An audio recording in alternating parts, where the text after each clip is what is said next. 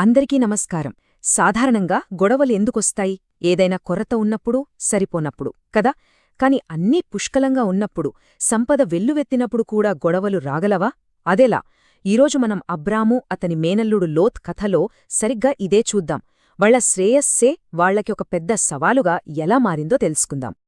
అబ్రాము తన మేనల్లుడు లోతుతో కలిసి ఐగుప్తు నుండి తిరిగి వచ్చేశారన్నమాట. అప్పటికే వాళ్లు చాలా ధనవంతులయ్యారు. వాళ్ల సంపద ఊహించనంతగా పెరిగిపోయింది. సంపద అనేది ఒక మంచి విషయమే కదా, ఒక దీవెన లాంటిది.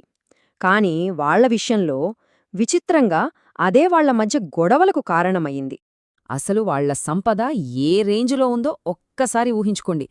ఆదికాండంలో చెప్పినట్టు అబ్రాము దగ్గర పశుసంపద, వెండి, బంగారం అన్నీ అపారంగా ఉన్నాయి. అబ్రాం మాత్రమే కాదు, లోతు కూడా తక్కువేం కాదు.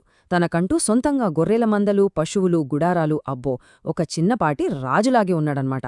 చెప్పాలంటే ఇద్దరూ కలిసి ఒక పెద్ద రాజ్యానికి సరిపోయేంత ఆస్తిని కూడబెట్టారు. ఇక్కడే అసలు చిక్కొచ్చి పడింది.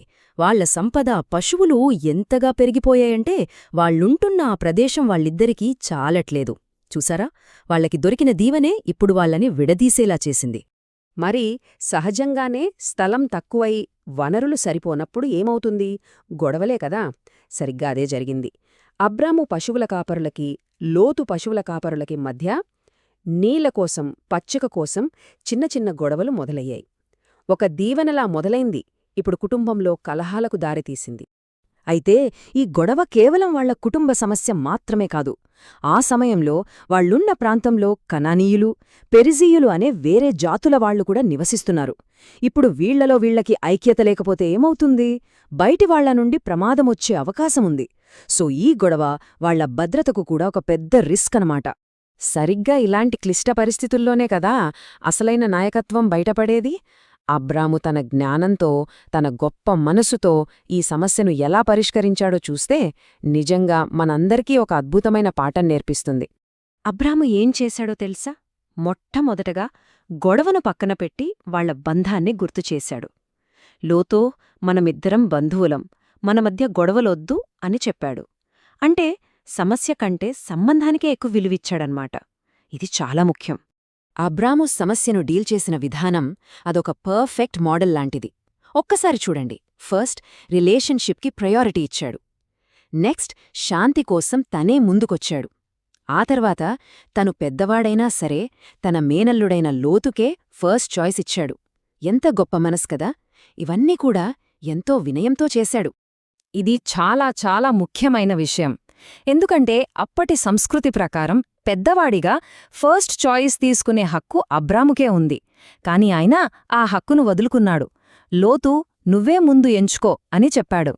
శాంతి కోసం, బంధం కోసం తను ఎంత పెద్ద త్యాగానికైనా సిద్ధం అని నిరూపించుకున్నాడు.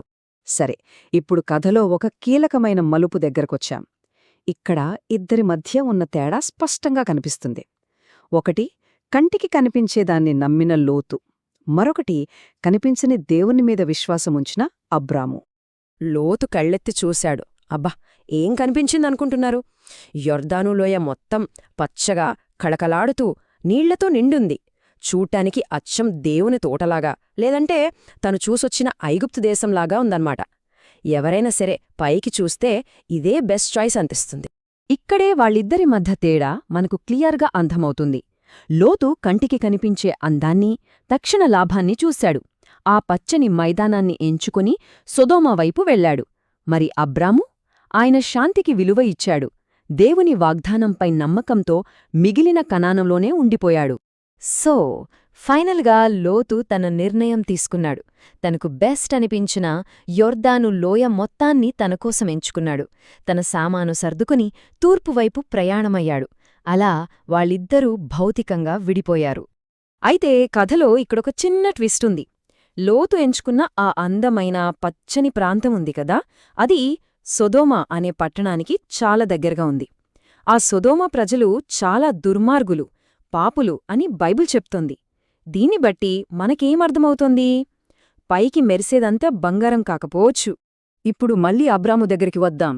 ఆయన మంచి ప్రదేశాన్ని వదులుకున్నాడు, బంధువు దూరమయ్యాడు, ఒంటరిగా మిగిలిపోయాడు. కాని ఆయన చేసిన త్యాగం వృధా పోలేదు.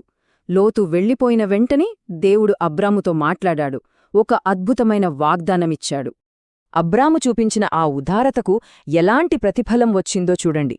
లోతు కేవలం ఒక లోయను ఎంచుకున్నాడు, కాని దేవుడు అబ్రాముతో, నీ కళ్ళెత్తి చూడు, నువ్వు చూడగలుగుతున్న ఈ దేశమంతా నీకూ నీ సంతానానికి ఇస్తాను అని వాగ్దానం చేశాడు. తను వదులుకున్న దానికంటే 100 రెట్లు గొప్పదాన్ని దేవుడు వాగ్దానం చేశాడు. శాంతికి, సంబంధాలకు విలువ ఇస్తే వచ్చే ఆశీర్వాదం అంటే ఇదేనేమో. ఆ వాగ్దానం కేవలం భూమితో ఆగిపోలేదు. దేవుడు ఇంకా ఏమన్నాడంటే, నీ సంతానం ఈ భూమిమీద ఉన్న ధూళి కణాలంత విస్తారంగా ఉంటుంది అన్నాడు. అదెంత పెద్ద సంఖ్యో మనం ఊహించగలమా? అసాధ్యం. ఆయన విశ్వాసానికి దేవుడిచ్చిన ప్రతిఫలమది. మరి ఇంత గొప్ప వాగ్దానం అందుకున్నాక అబ్రం ఏం చేశాడు? వెంటనే తన గుడారం మార్చుకుని హెబ్రోను అనే ప్రదేశానికి వెళ్ళి అక్కడ దేవునికి ఒక బలిపీఠం కట్టాడు. అంటే తన కృతజ్ఞతను, తన విశ్వాసాన్ని ఆరాధన రూపంలో చూపించాడన్మాట. సరే, ఇదంతా వేల సంవత్సరాల క్రితం జరిగిన కథ. దీని నుండి ఈరోజు మనం నేర్చుకోవాల్సింది ఏమైనా ఉందా? అబ్బే, చాలా ఉంది. ఇది కేవలం ఒక పాత కథ కాదు, ఇందులో మనందరికీ ఉపయోగపడే ఎన్నో గొప్ప సూత్రాలున్నాయి. ఈ కథ నుండి మనం గుర్తుంచుకోవాల్సిన కొన్ని ముఖ్యమైన విషయాలేంటంటే, 1. డబ్బు, ఆస్తుల కంటే బంధాలు చాలా ముఖ్యం. 2. ఉదారంగా ఉండటం, శాంతిగా ఉండటం ఎప్పటికీ మనకే మంచిది. 3. పైకి ఆకర్షణీయంగా కనిపించే ప్రతీదీ మంచిది కాకపోవచ్చు, జాగ్రత్త. ఇక ఆఖరిది, చాలా ముఖ్యమైనది, విశ్వాసంతో చేసే ఏ చిన్న త్యాగమైనా వృధాపోదు, దానికి తగిన ప్రతిఫలం తప్పకుండా ఉంటుంది. మరి కథను ఒక చిన్న ప్రశ్నతో ముగిద్దాం. మన జీవితాల్లో కూడా ఇలాంటి యొర్దాన్ మైదానాలు ఉంటూ ఉంటాయి కదా? అంటే పైకి చాలా ఆకర్షణీయంగా కనిపిస్తూ, తక్షణ లాభాన్ని ఆశ చూపిస్తూ, మనల్ని మన ముఖ్యమైన విలువల నుండి, మన నమ్మకాల నుండి దూరం చేసే విషయాలు ఏవి? ఒక్కసారి దీని గురించి ఆలోచిద్దాం. ఈ విశ్లేషణలో నాతో పాటు ప్రయాణించినందుకు ధన్యవాదాలు.